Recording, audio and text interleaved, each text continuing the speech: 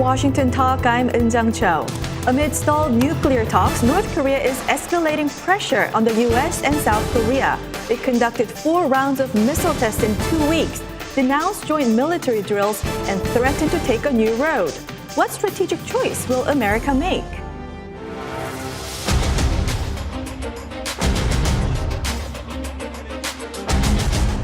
김정은동 측에서 신형 전술 유도탄 위력 시위 발사를 참관하셨습니다.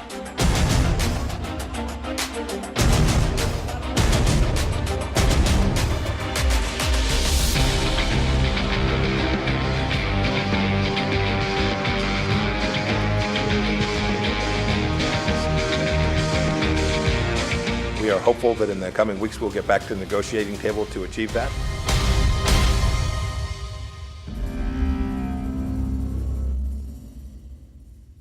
In the studio with me today, Ms. Jenny Town, fellow at the Stimson Center. Ms. Town is also the managing editor of D38 North, a website providing policy and technical analysis on North Korea. Also joining me, Mr. Scott Snyder, director of U.S.-Korea Policy Program at the Council on Foreign Relations. His latest book, South Korea at the Crossroads, charts the evolution of South Korean foreign policy and strategic choices. Welcome to the program. Thank you. Now, Scott, let me begin with you. So, with the flurry of missile testings, we detect a slight change in the tone coming from the U.S. officials. Defense Secretary Mark Esper says that North Korea is a grave threat. National Security Advisor John Bolton says that President Trump is watching very, very carefully. So, is Washington currently sending a toned-down warning to North Korea? I do think that we're seeing a very gradual rationing up of expressions of concern about what North Korea is doing with its missile testing. But we really haven't seen a limit defined by the United States in terms of these statements. And this probably reflects the fact that President Trump wants to keep North Korea in the win column in terms of his own political perceptions of his foreign policy. And it also probably reflects the likelihood that the U.S. still really wants to get back to the negotiation track. But I think that where we're really seeing some wear and tear in terms of these tests is in the congressional reaction. And so, for instance, Senator Markey gave a statement suggesting that Trump was giving a green light to this kind of testing and tried to send a much firmer signal of a limit. And the problem there is that as these tests go on, it undermines the expectation for a successful outcome to negotiations, especially on Capitol Hill. Mm-hmm.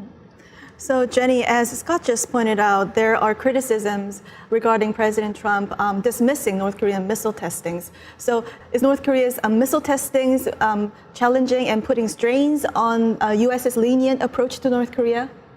I think it's definitely trying the patience of the administration. And I think the U.S. administration has tried very hard to keep the door open to negotiations. And this kind of behavior is not helpful. But it's also not helpful that when the first test happened, the precedent was set that this was not a big deal, that it was okay to go ahead and do this as long as it wasn't the long-range missile testing. And so this messaging has really now become problematic in trying to figure out where those limits are, as Scott said, is that we just don't know where that line is, that if they cross it, they're going to move forward, other than if they do long-range testing. And so it has basically greenlit North Korea to do these kind of lower-level provocations, which put a lot of strain also on alliance relations, because I'm sure those in South Korea are really trying to figure out what does this mean for their defenses and how much does the U.S. care. Mm-hmm. So if any one of you, is it fair to say U.S. is currently facing a dilemma between trying to keep diplomacy alive and trying to stop North Korea from these provocations? Well, I don't know if it's necessarily a dilemma, but I think that it's clear that the U.S. wants to keep diplomacy alive. There is an effort to try to find a way to define a limit.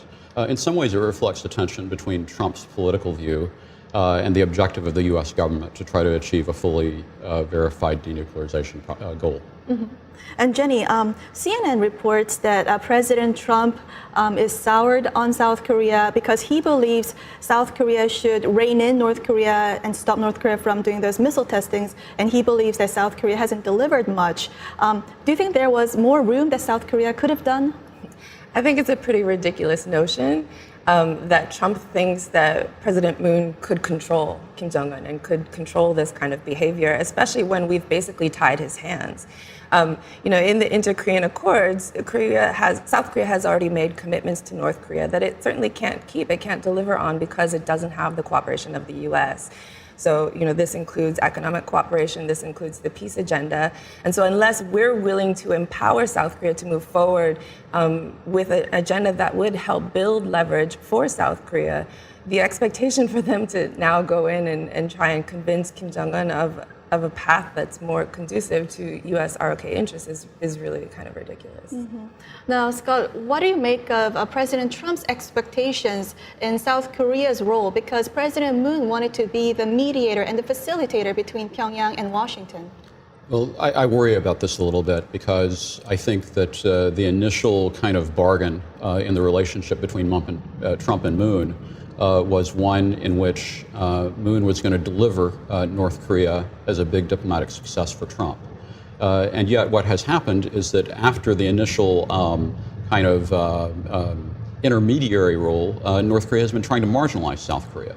And so this is now having an impact in terms of the U.S.-South Korea relationship because the transactional basis upon which Moon and Trump had a positive relationship is being eroded, and President Trump is introducing other issues like burden sharing that are potentially very dangerous for the foundations of the relationship.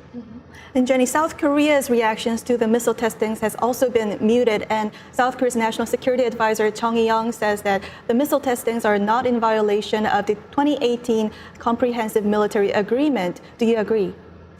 I think it's a very fine line, and I think there's a lot of room for interpretation within both the inter-Korean accords and that military agreement. And the problem is that we haven't had a formal agreement with North Korea, either the U.S. or South Korea, that defines, what is a suitable parameters of a freeze for freeze sort of arrangement, or specifics on military exercises and these kinds of provocations. And so I think, obviously South Korea wants to keep the door open to diplomacy as well. They have a lot invested in this.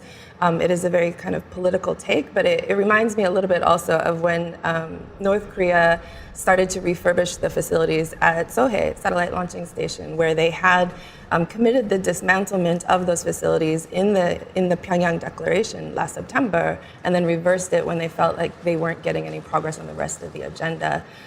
South Korea has not yet called that a violation, and I think they're still keeping the door open to, if the agenda can get back on track, that most likely it will go back in that direction. But you have to wonder how much patience South Korea can really have with this kind of antagonism from North Korea. I agree that this is a violation of the spirit rather than the letter of the Comprehensive Military Agreement. And of course, the North Koreans, I think, are showing their concern about U.S. ROK conventional dominance on the peninsula by trying to build greater conventional capacity. And so I think that's actually what's really interesting, is that the North Koreans, having made progress on their nuclear capability, are now turning to the conventional deterrent because they realize that they're still vulnerable. And so I think that we may see continued efforts of this sort by North Korea. And it complicates the challenge because the Comprehensive Military Agreement was supposed to open the door to tension reduction, and yet we are beginning to see that it's not having the desired effect. And Jenny, we're now looking at North Korean intentions, and North Korea still left the door open for future diplomacy with the United States. So how can we connect North Korea's recent missile testings with its desire to engage with the United States? Well, I think they've been very careful not to cross what they see as Trump's threshold for provocations in terms of the missile testing. They've stuck to short-range ballistic missile testing, knowing if they violate this moratorium on long-range testing that the diplomatic process with the U.S. is likely over. But, I think part of this is a reminder that what's at stake, of that North Korea does continue to advance its capabilities as long as there isn't an agreement in place, and that it helps build leverage, and I think the North Koreans feel it helps build leverage for them in negotiations and trying to get back to the table with the U.S. And Scott, North Korea continues to threaten that it may take a new road. So what the new road would look like, and is this only an empty, exaggerated threat? No, I think it's a real threat. The problem is that the new road is actually the old road. It's North Korea going back to provocations, it's going back to autarky and isolation, and it's really abandoning a pathway that would help integrate North Korea into the region. And so this is really problematic because we have seen the evolution over decades of North Korea's capabilities and really the expansion of the problems related to North Korea. And we don't want North Korea to get back onto that track. And I think that's what North Korea is threatening when they talk about a new road. And Jenny, Secretary Pompeo remains optimistic, and he says that working level talks with North Korea would likely resume in a couple of weeks. So do you see any room for negotiations and future diplomacy with the United States and North Korea? I do think that, again, the door is still open. North Korea has not gone ahead with nuclear testing, has not gone ahead with long-range testing. It's certainly trying everyone's patience with the short-range ballistic missile testing. Obviously, I don't think you're going to get working level talks while military exercises are going on, so it will be after that time frame. I think the U.S. has to be very careful in its messaging going forward as to, what's really going to bring North Korea back to the table. And I think that's really the question is, does North Korea really know what it wants right now? Has it really chosen its team yet? And we haven't seen that. Are they still recalibrating? Because the meeting in Panmunjom was kind of rushed for them. They didn't seem to be ready to move forward that quickly. But certainly I think they're gearing up for this. What they come back to the table and ask for will be very interesting. But, the last thing we need is for the rhetoric to really ratchet up with these ballistic missile tests that would make it harder to get back to the table.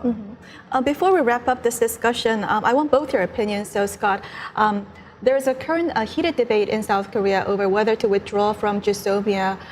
Is this only a bilateral issue between South Korea and Japan? And what would be U.S. reaction if South Korea go ahead with the withdrawal? It's not a bilateral issue. Secretary of Defense Esper has expressed his preference that North Korea not abandon GSOMIA. At the same time, it wouldn't hurt the U.S. because the U.S. has bilateral intelligence sharing agreements with both South Korea and Japan. And so we wouldn't lose. I think that Japan and South Korea, respectively, would lose the opportunity to benefit from each other's intelligence collection. And so, this is a negative step. It is a potential step that undermines the assumption that the U.S. has in terms of its own security strategy, that we have allies in South Korea and Japan, respectively, that are going to be on the same page. I think it's really part of a greater push for trilateral cooperation and cooperative security, collective security. I think the problem becomes, obviously in the recent exchanges between Japan and South Korea is that the U.S. would prefer a collective security arrangement in an area where there is no agreement on collective security. So this was something that the U.S. had really pushed for to increase that trilateral cooperation to everyone's benefit, but it may be a little bit overly optimistic of what can actually be accomplished in that process. Well, we'll leave our discussion here and watch video for our next topic.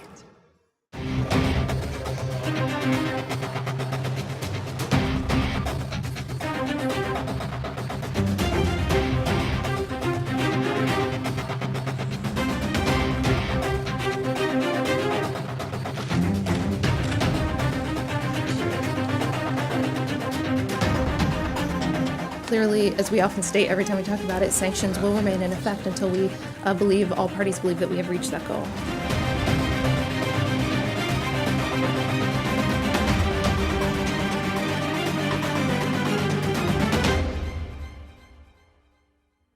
The U.S. Customs and Border Protection announced foreigners who visited North Korea since March 2011 will no longer be eligible for 90-day visa-free entry into the U.S. Some 37,000 South Koreans are estimated to be impacted by the new rules. Now, Jenny, do you think this is a kind of a secondary sanction on North Korea? Is this tightening the noose on North Korea's tourism industry? It's certainly possible that that's one of the underpinnings of this, but I do think it's part of a larger mandate on immigration. Certainly there is a mandate that says that that the visa waiver would be canceled for, I think it's Iran, Syria, and everyone that was on the state sponsors of terrorism list. So when North Korea was relisted on that list, it was supposed to go in effect then. It's interesting that there's been this 20-month delay in implementation, and it's hard to see how they would actually enforce this, given how difficult it is to track people's movements going to North Korea unless it's self-reporting. But I don't think it's necessarily a secondary sanction and necessarily targeted specifically to North Korea's tourism industry. Mm-hmm. Do you see a parallel with the Secretary financial sanctions? I do. I think that what the United States is doing is to underscore and actually personalize the idea that there's reputational risk associated with dealing with North Korea, and that there might also be tangible costs in terms of a little bit more difficulty in terms of coming to the United States. So basically the administration is trying to force a choice at an individual level between do I want to go to North Korea or do I want to go to the United States? Mm-hmm. So Scott just mentioned, do I want to go to North Korea, do I want to United States? And South Korean media says, of course, they want to go to United States. So this would inevitably, do you think, will deter inter-Korean economic cooperation at Kaesong Industrial Complex? I mean, it could. At the same time, like the decision to do this, again, is part of the relisting of the state sponsors of terrorism. Putting them on the list is what made this happen, not necessarily specific action from North Korea in recent years. It's interesting that it's retroactive all the way back to 2011. It will have implications for future inter-Korean economic cooperation, but it's not denying entry of people who have been to North Korea to the US. It just requires them to get a visa in order to do it. Mm-hmm. And talking about inter-Korean economic cooperation, South Korean President Moon Jae-in called for peace economy to overcome Japan's economic export restrictions on South Korea. Is this a very feasible plan? I don't think so. I think there are two major obstacles to building a kind of peace economy between the two Koreas. One is the UN Security Council resolutions, which essentially require North Korea to be on a path to denuclearization in order to be delisted. And the second one is evidence that peaceful coexistence is being established between the two Koreas. Mm-hmm. And so those two obstacles really have to be overcome before we can imagine that there's going to be an inter-Korean peace economy. Mm-hmm. What do you make of the peace economy concept? You know, I think it's wrong to frame it as an answer to the Japanese sanctions and reducing dependence on Japanese products and components, because it sort of assumes that there's a short-term payoff to doing this. And as Scott said, there's a lot of obstacles in order to even get started, much less get profits. And on top of that, you know, it's going to take incredible investment from South Korea to even build the infrastructure to be able to do some of the economic cooperation that they want to do. I think it's also, you know, this idea that they're going to have this big benefit from a peace economy distracts also from the conversation that needs to happen of how to make South Korea's economy better. And really adapt to the maturing economy that it is, instead of looking to, you know, cooperation with North Korea as sort of this will fix everything. Mm-hmm, mm-hmm. And Scott, the day after South Korean President Moon Jae-in called for a peace economy, North Korea shot missiles.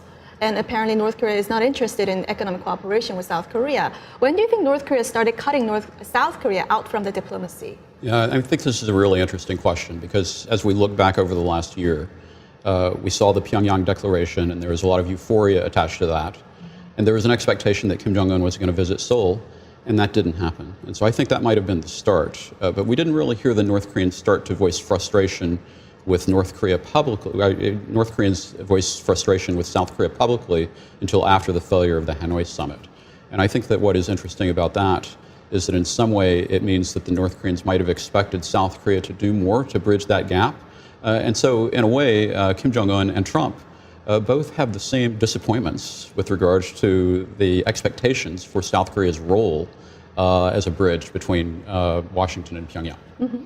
And Jenny, U.S. Treasury sanctioned a North Korean official after the missile testing for his evasion of sanctions. And the latest new travel rules have indirect impact on the North Korean economy as well. So what do you make of these continued U.S. administration actions to put pressure on North Korea? Well, you know, it goes back to this premise. The U.S. really believes that it can be in negotiations and still trying to create more leverage over North Korea. And it's not something that the North Koreans have ever responded well to. In general, it's been rather antagonistic to the relationship, and oftentimes it has derailed the negotiations while it's trying to build pressure. And I think this notion keeps coming up of, North Korea at the beginning of the process felt that they were taking some important unilateral steps to build confidence, to build the environment for negotiations in the U.S. While they did suspend large-scale military exercises temporarily, they continued to impose sanctions. They renewed the travel ban. They cut off humanitarian assistance to the North. And so when North Korea is looking at this, they're looking at this is not a good sign that we're moving in the right direction. This is the old approach, the old relationship, and I think it really makes them question, can we really have a different relationship? Scott, do you think U.S. should still hold on to the sanctions leverage against North Korea, which continues to make provocations? I think that the United States will continue to hold on to sanctions leverage and may even try to build greater sanctions in order to obtain more leverage to basically force North Korea to move in the direction of denuclearization. And where this becomes a problem, I think, is that, there are two ways of inducing self-restraint on North Korea's part. One is through coercion, and we've seen a lot of that. But the other opportunity that maybe we're just starting to miss is to induce self-restraint through reciprocal unilateral measures. And as Jenny suggested, the North Koreans did send some signals that they were interested in showing self-restraint by taking their own steps to reduce actions. And now they may perceive that the U.S. is not reciprocating. And I think that it just illustrates the magnitude of mutual distrust and the incredible difficulty that we're going to have in trying to close that gap. Well, we'll have to leave here and now move on to our next segment. Now time for the photo moment, time to look at an interesting North Korea picture. Today, it's North Korea's recently released stamp featuring President Trump and Chairman Kim marking their meeting at the demilitarized zone. The stamp shows an image of the two leaders standing in front of the inter-Korean border. President Moon, who was also at the DMZ together, was not included in the stamp. In June, North Korea also issued stamps celebrating the first anniversary of the Singapore summit. Scott? It's very interesting. I think the North Korean issuance of stamps is almost like a pictorial national narrative for what North Korea thinks is important. And so clearly they think the meeting with Trump was important, but we all know that there have also been stamps commemorating successes on missile launches. And so I think that we have to, when we examine our stamp collection, we have to take it in its totality in order to understand what North Korea is emphasizing and where it's going. Jenny? I would agree. I would add, I think it would be weird if President Moon was in the picture because this really was a bilateral meeting. It wasn't a trilateral meeting, even though Moon was there for a quick photo op. It was not a trilateral consultation. I think it does also show that North Korea does value the diplomatic process and is trying to sell the diplomatic process domestically. But at some point, they need to start showing results as well as to why they've engaged in this, why they've engaged in a narrative of denuclearization. And so far, I think they have very little to show for their efforts. Well, that's all the time we have for this week. Scott, Jenny, thank you for joining us. Thank you. Thank you. And this was Washington Talk from the Voice of America, and I'm Eun Jang Cho. Join us next week for more analysis on North Korea.